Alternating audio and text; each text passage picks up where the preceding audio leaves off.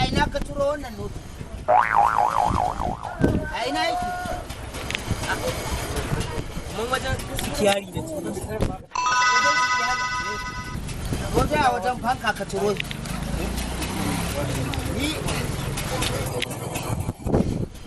Allah mai iko. Wannan da a cikin mota yake kuma.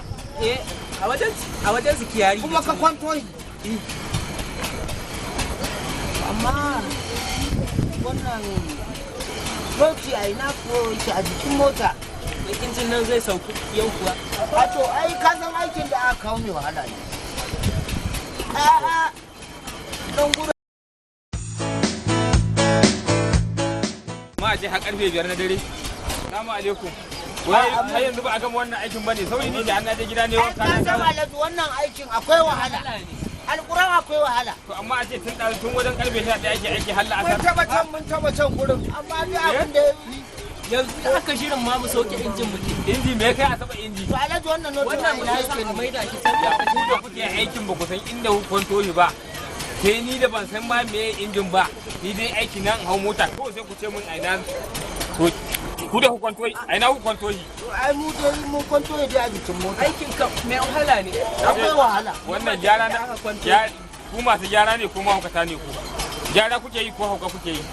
Eh? Sai wani abu. To Alhaji dai wannan notin ni a mota na rasa inda yake. Na haƙura da wannan gyaran ni dai na haƙura da shi ni dai na haƙura da shi Allah ya taimaka abin da kuka bara in je nemo ne yi min gyara na kawai amma wannan gyara kuke yi ko hauka ha ba Ba ai haka ba.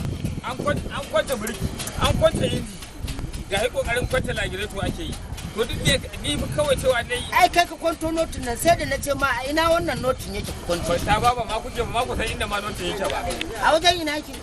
ta baba ma kuke yi to alhamdulillah Allah ya saka da alheri. Wajen fanka Allah ya saka da alheri. wajen fanka.